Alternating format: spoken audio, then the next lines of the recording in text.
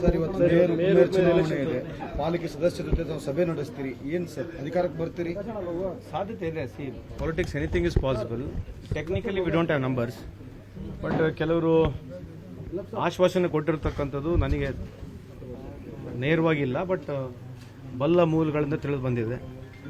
ಅದು ಹಾಗಾಗಿ ನಮ್ಮ ಅಪೋಸಿಷನ್ ಲೀಡರ್ ಆಗಿರ್ತಕ್ಕಂಥ ಸುವರ್ಣ ಅವರು ಆಮೇಲೆ ಎಲ್ಲ ಕಾರ್ಪೊರೇಟ್ಗಳು ಇವತ್ತು ನಾಮಿನೇಷನ್ ಮಾಡಿದ್ದಾರೆ. I am hoping something good can happen. Magic number ದೂರ ಇದೆ. Technically we don't have numbers. Sir, Shiggaon election sir, ಯಾರಿಗೆ ಟಿಕೆಟ್ ತಾವು ಇದರ ಅಭ್ಯರ್ಥಿಗಳ ಆಯ್ಕೆ ಪಟ್ಟಿಯಲ್ಲಿದೆ. ಒಂದು ಕಡೆ ಅಂತ ನಾನ್ ಮುಸ್ಲಿಮ್ಸು ಲೋಕಲ್ ಈ ರೀತಿಯಾದಂಥ ಸಾಕಷ್ಟು ಗೊಂದಲ ಇದೆ ಕಾರ್ಯಕರ್ತರಲ್ಲಿ. ಇದು ಕಮಿಟಿನೇ ಕನ್ಸ್ಟಿಟ್ಯೂಟ್ ಆಗಿಲ್ಲ. ಮೊನ್ನೆ ಖಂಡ್ರೆ ಸಾಹೇಬರು ಮೀಟಿಂಗ್ ಕರೆದಿದ್ದಾರೆ. ಸೊ ನನಗೆ ಅದು ಹೋಗ್ಲಿಕ್ಕೆ ಆಗಲಿಲ್ಲ. ತಿರ್ಗಾ ಇನ್ನೊಂದು ವಾರದಲ್ಲಿ ಎಲ್ಲ ಕಮಿಟಿಗಳು ಕೂತ್ಕೊಂಡ್ಬಿಟ್ಟು ಯಾರ್ಯಾರು ಅರ್ಜಿಗಳಿದ್ದಾರೆ ಅವನ್ನೆಲ್ಲ ನಾವು ಕಮಿಟಿಯಲ್ಲಿ ಡಿಸೈಡ್ ಮಾಡಿಬಿಟ್ಟು ಆಮೇಲೆ ಹೈಕಮಾಂಡಿಗೆ ಕೊಡ್ತಕ್ಕಂಥದ್ದು. ಕೊನೆಯದಾಗಿ ನಮ್ಮ ಪಕ್ಷದ ಹೈಕಮಾಂಡ್ ನಿರ್ಣಯನೇ ನಮ್ಮ ನಿರ್ಣಯ ಆಗಿರ್ತದೆ. ಸರ್, ಯಾವ ಆಧಾರ ಮೇಲೆ ಟಿಕೆಟ್? ಜಾತಿಯ ಆಧಾರ? ಯಾಕಂದರೆ ಈಗ ಅಖಂಡ ಧಾರವಾಡ ಜಿಲ್ಲೆಯನ್ನು ತೆಗೆದುಕೊಂಡಾಗ ಒಂದು ಸಹ ಇಲ್ಲ ಮುಸ್ಲಿಮ್ಸ್ ಇಲ್ಲ. ಈಗ ಅದೇ ಒಂದು ಮುಸ್ಲಿಮ್ಸ್ ಇರು ಸರ್, ಹೀಗಾಗಿ ನಾನ್ ಮುಸ್ಲಿಮ್ಸ್ ಕೊಡ್ತಿರೋ ಅಥವಾ ಯಾವ ಆಧಾರದ ಮೇಲೆ? ಅಲ್ಲ, ಅದೇ ಡಿಸೈಡ್ ಆಗೋದು ಹೈಕಮಾಂಡಲ್ಲಿ. ಈಗ ಏನಾಗುತ್ತೆ, ಯಾರ್ಯಾರು ಅರ್ಜಿದಾರರು ಇದ್ದಾರೆ ಅದ್ರ ಜೊತೆಗೆ ಪಾರ್ಟಿ ಕೂಡ ಸರ್ವೆ ನಡೆಸುತ್ತಲ್ಲ, ಯಾರು ಗೆಲ್ತಾರೆ ಯಾವ್ದೆಲ್ಲ ಅಂತ ಒಂದು ಸರ್ವೆ ನಡೀತದೆ. ಅದು ಆಧಾರದ ಮೇಲೆ ಡಿಸೈಡ್ ಮಾಡ್ತಕ್ಕಂಥದ್ದು. ಸರ್, ಈಗ ಸಿಎಂ ಹುದ್ದೆ ವಿಚಾರವಾಗಿ ಚರ್ಚೆ ನಡೀತಾ ಇದೆ.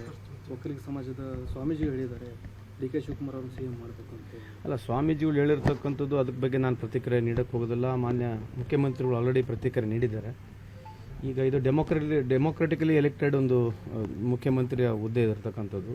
ಅದರಲ್ಲಿ ಹೈಕಮಾಂಡ್ ಜೊತೆಗೆ ಶಾಸಕರ ಅಭಿಪ್ರಾಯನ ತೊಗೊಂಡು ಮಾಡಿರ್ತಕ್ಕಂಥದ್ದು. ಸೊ ಈ ಥರ ಯಾಕೆ ಮಾತನಾಡಿದ್ರು ಏನೋ ನೀವು ಅವ್ರನ್ನೇ ಕೇಳಬೇಕು. ಬಟ್ ಆದರೆ ಇದೆಲ್ಲ ಇಂಥ ನಿರ್ಣಯಗಳನ್ನ ಹೈಕಮಾಂಡೇ ತಗೊಳ್ಳುತ್ತೆ. ಸರ್, ಈಗ ಅಖಂಡ ಧಾರವಾಡ ಜಿಲ್ಲೆ ತೆಗೆದುಕೊಂಡಾಗ 33 ಹಳ್ಳಿಗಳಲ್ಲಿ ಸ್ಮಶಾನ ಕಟ್ಟಿಲ್ಲ. ಅದರಲ್ಲಿ ಕುಂದಗೋಳ ತಾಲೂಕಿನಲ್ಲಿ ಯಾಕೆ ಸ್ಮಶಾನ ಸಾಕಷ್ಟು ಹೋರಾಟ ಮಾಡ್ತಾರೆ, ರಸ್ತೆಯಲ್ಲಿ ಹಣವನ್ನು ಸುಡ್ತಿದ್ದಾರೆ, ಅದೇ ವಿಧಿವಿಧಾನ ಮಾಡ್ತಾರೆ.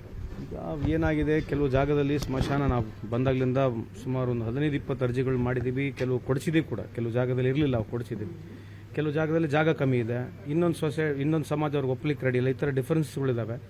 ಆಮೇಲೆ ನಾವು ಖರೀದಿ ಮಾಡಬೇಕಂದ್ರೆ ರೇಟು ಅಷ್ಟು ಅನುಗುಣವಾಗಿ ಸಿಗೋದಿಲ್ಲ, ಭೂಮಿ ಕೊಡೋಕೆ ರೆಡಿ ಇಲ್ಲ ಜನ. ಈ ಥರ ಸಮಸ್ಯೆಗಳು ಇದೆ, ಈ ಥರ ಟೆಕ್ನಿಕಲ್ ಸಮಸ್ಯೆ ಇದೆ. ಬಟ್ ಸರ್ಕಾರದ ಹಂತದಲ್ಲಿ ಆಲ್ರೆಡಿ ಪ್ರಪೋಸಲ್ ಪೆಂಡಿಂಗ್ ಇರೋದ್ರಿಂದ ಮುಂದೆ ಬರ್ತಕ್ಕಂಥ ದಿನಗಳಲ್ಲಿ ಅಂಥದ್ದೇನು ಮೇಜರ್ ಪ್ರಾಬ್ಲಮ್ ಇಲ್ಲ ಕೆಲವಾರು ಜಾಗದಲ್ಲಿ. ಬಟ್ ಏನಂತಂದರೆ ಅವರಿಗೆ ಪರ್ಟಿಕ್ಯುಲರ್ ನಮ್ಮ ಸಮಾಜಕ್ಕೆ ಬೇಕು, ನಿಮ್ಮ ಸಮಾಜಕ್ಕೆ ಬೇಕಂತಕ್ಕಂಥದ್ದು ಕೂಗಿದೆ. ಮುಂದೆ ಬರ್ತಕ್ಕಂಥ ಖಂಡಿತವಾಗಿ ಮಾಡಿಸ್ಕೊಡ್ತೀವಿ ಅದನ್ನ. ಸರ್, ಈಗ ಬೆಲೆ ಏರಿಕೆ ವಿಚಾರವಾಗಿ ಬಿಜೆಪಿ ಒಂದು ಕಡೆ ಆರೋಪ ಮಾಡ್ತಾರೆ, ಸರ್ಕಾರದ ಖಜಾನೆ ಖಾಲಿ ಆಗ್ತಾ ಇದೆ ಗ್ಯಾರಂಟಿ ಅನುಷ್ಠಾನದಿಂದ. ಹೀಗಾಗಿ ಜನರ ಮೇಲೆ ಹೊರೆ ಆಗ್ತಾ ಇದೆ. ಅವ್ರಿಗೇನೆಂದರೆ ನಮ್ಮ ವಿರುದ್ಧ ಅಷ್ಟೇ ಮಾತನಾಡೋದು ಗೊತ್ತಿದೆ. ಈಗ 5 ವರ್ಷದಲ್ಲಿ ಅವರಿದ್ದರು, ನಾವು ಸರ್ಕಾರ ಬಿಟ್ಟ ನಂತರ ಎಷ್ಟು ಸಾಲ ಆಗಿದೆ ಅಂತ ನಿಮಗೆಲ್ಲ ಗೊತ್ತಿದೆ. ಅದಕ್ಕೆ ಪ್ರಶ್ನೆ ಕೇಳಬೇಕಿಲ್ಲ. ಅದೇ ರೀತಿ ಕೇಂದ್ರ ಸರ್ಕಾರದಲ್ಲಿ ದ ಮ್ಯಾಜಿಕಲ್ ಮ್ಯಾನ್ ಮೋದಿ ಸಾಹೇಬರು ಬಂದಾದ್ಮೇಲೆ ಈ ದೇಶದ ಸಾಲ ಎಷ್ಟಿದೆ ಅದನ್ನು ಅವ್ರ ಬಗ್ಗೆ ಮಾತನಾಡಬೇಕಲ್ಲ. ಏನೋ ಬೇಕು, ಅಧಿಕಾರ ತಪ್ಪಿಬಿಟ್ರೆ ಒಂದೇ ಬೆಳಗ್ಗಿಲಿಂದ ಒಂದೇ ಸಮ ಏನು ಮೀಡಿಯಾ ಕರೆಸೋದು ಮಾತನಾಡೋದು, ಮೀಡಿಯಾ ಕರೆಸೋದು ಮಾತನಾಡೋದು. ಇವ್ರ ಬಗ್ಗೆ ಇವ್ರ ಚರ್ಚೆ ಏನು ನಡೆಯೋದೇ ಇಲ್ಲ. ಈಗ NET ಬಗ್ಗೆ ಏನು ನೀಟ್ ಬಗ್ಗೆ ಏನು ಮಾತಾಡೋದು ಬೇಡ. 25ರಿಂದ 30 ಲಕ್ಷ ಯುವಕರಿಗೆ ಈ ದೇಶದಲ್ಲಿ ತೊಂದರೆಗಿರ್ತಕ್ಕಂಥ ಇದ್ರ ಬಗ್ಗೆ ಏನು ಚರ್ಚೆ ಬೇಡ. ಯಾರು ಟ್ವೀಟು ಮಾಡೋಂಗಿಲ್ಲ, ಯಾರು ಮಾತಾಡೋಂಗಿಲ್ಲ ಏನ್ರಿ. ರಾಮ ಮಂದಿರ ಸೋರ್ತಿದೆ, ಮೋದಿ ಸಾಹೇಬರು ಉದ್ಘಾಟನೆ ಮಾಡಿರ್ತಕ್ಕಂಥದ್ದು ಎಲ್ಲಿ ಬೇಕಿದ್ರೆ ಕೊಳ್ಳೆ ಬಿದ್ದು ಏರ್ಪೋರ್ಟ್ ಬಿದ್ದಿದೆ. ಇದ್ರ ಬಗ್ಗೆ ಚರ್ಚೆ ಬೇಡ. ಕೇವಲ ನಮ್ಮ ಸರ್ಕಾರ ಅಷ್ಟೇ ಸಿಗುತ್ತೆ ಇವರಿಗೆ. ಎಲ್ಲದಕ್ಕೂ ಬೆಳಗ್ಗಿಲಿಂದ ಸಾಯಂಕಾಲವರೆಗೆ ನಮ್ಮ ಮೇಲೆ ಆದಿ ಆದ್ಬಿಟ್ರೆ ಇನ್ನೇನು ಬೇರೆ ಇದೆಯಾ ಅವರಲ್ಲಿ? ಅಲ್ಲ, ಇರಬೇಕು. Yes, definitely opposition has got it has to criticise, but criticising for everything no reason when they have not done contribution ಏನಿಲ್ಲಲ್ಲ. ಈಗ ಸ್ಟೇಟ್ ಮಿಲ್ಕ್ದು ಬಗ್ಗೆ ಮಾತನಾಡ್ತಾರೆ, ಡೀಸೆಲ್ ಬಗ್ಗೆ ಮಾತನಾಡ್ತಾರೆ, ಪೆಟ್ರೋಲ್ ಬಗ್ಗೆ ಮಾತನಾಡ್ತಾರೆ. ನೀವು ಚೆಕ್ ಮಾಡಿ ನೋಡ್ರಿ, ಬೇರೆ ಸ್ಟೇಟಿಗೆ ನಮ್ಮ ಸ್ಟೇಟಿಗೆ ಹೋಲ್ಸ್ಕೊಂಡು ನೋಡ್ರಿ. ಕೇಂದ್ರ ಸರ್ಕಾರ ಬಂದ ಮೇಲೆ ಕಳೆದ 10 ವರ್ಷದಿಂದ ಎಷ್ಟು ಇನ್ಫ್ಲೇಷನ್ ಆಗಿದೆ ಅದ್ರ ಬಗ್ಗೆ ಚರ್ಚೆ ಮಾಡಿರಿ. ಇಟ್ ಇಸ್ ಇನ್ಎವಿಟಬಲ್ ಇದೆ. Every government, even if BJP would have been there, they would have done it. But not necessary just ಬದನೇ ಬ್ಲೇಮ್ ಮಾಡತಕ್ಕಂಥದ್ದು ಸರಿಯಲ್ಲ. ಕಾಂಗ್ರೆಸ್ನ ಒಳಬೇಗುವುದರಿಂದ ಸರ್ಕಾರಕ್ಕೆ ಡ್ಯಾಮೇಜ್ ಆಗುತ್ತೆ ಅಂತ. ಏನು ಒಳಗೊಳ ಅಂದರೆ ಶಾಸಕರಲ್ಲೂ ಅಸಮಾಧಾನ ಇದೆ ಸರ್ಕಾರದ ಬಗ್ಗೆ, ಇದರಿಂದ ಪಕ್ಷಕ್ಕೆ ಡ್ಯಾಮೇಜ್ ಅಲ್ಲ. ಇದೇನು ಹೊಸದಲ್ಲ, 1 ವರ್ಷದಿಂದ ಹೇಳ್ತಿದ್ದಾರೆ. ಆಲ್ರೆಡಿ ಅವರು ಅಲ್ಟಿಮೇಟಮ್ ಕೂಡ ಕೊಟ್ಬಿಟ್ಟಿದಾರಲ್ಲ, ಸರ್ಕಾರ ಬೀಳ್ತದೆ. ಮೊದಲನೇ ದಿವಸನೇ ಸ್ಟಾರ್ಟ್ ಮಾಡಿದ್ದಾರೆ. ಈಗ ಡೇ 1ಲಿಂದನೇ ಸ್ಟಾರ್ಟ್ ಮಾಡಿದ್ರೆ ಇದೇನು ಹೊಸದಲ್ಲ. 1 ವರ್ಷ ಮುಗೀತು, ಇನ್ನಾದ್ರೂ ಅದನ್ನ ಹೇಳ್ತಾರೆ. ಇನ್ನು 4 ವರ್ಷ ಆದ್ಮೇಲೆ ಕೂಡ ಇದನ್ನ ಹೇಳ್ತಾರೆ.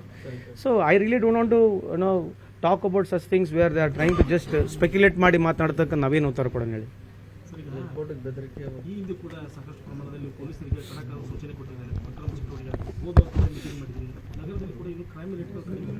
ಅಲ್ಲ, ಕ್ರೈಮ್ ರೇಟು ಕಡಿಮೆ ಆಗಿದೆಯಲ್ಲೋ ನೀವು ಅದಕ್ಕೆ ಸ್ಟ್ಯಾಟಿಸ್ಟಿಕ್ಸ್ ಕೊಡ್ತೀನಿ. ಬಟ್ ಈಗ ಏನು ಮಾಡಿದ್ದೀವಿ, ಒಂದು ಟೀಮ್ಗಳನ್ನ ಮಾಡಿದ್ವಿ night. So every day I think ಎಲ್ಲ ಸ್ಟೇಷನಲ್ಲಿ ಬೀಟಿಗೆ ಹೋಗ್ತಾ ಇದ್ದಾರೆ.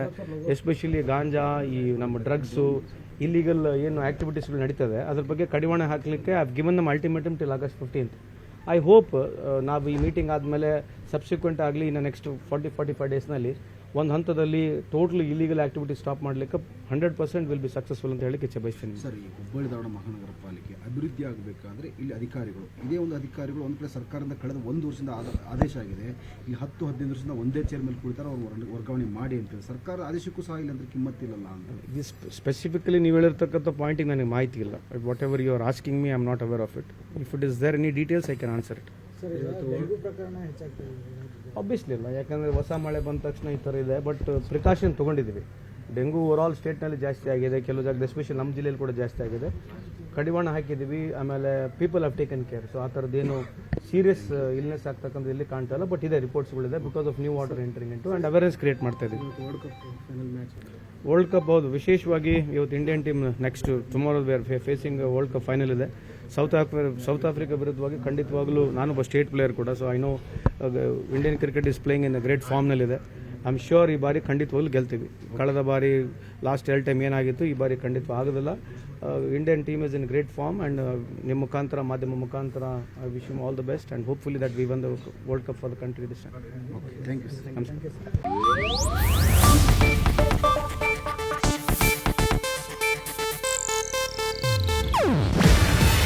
ಇದು ಏಷ್ಯಾನೆಟ್ ನ್ಯೂಸ್ ನೆಟ್ವರ್ಕ್ ಪ್ರಸ್ತುತಿ. ನೀವು ನೋಡ್ತಿದ್ದೀರಾ ಏಷ್ಯಾನೆಟ್ ಸುವರ್ಣ ನ್ಯೂಸ್.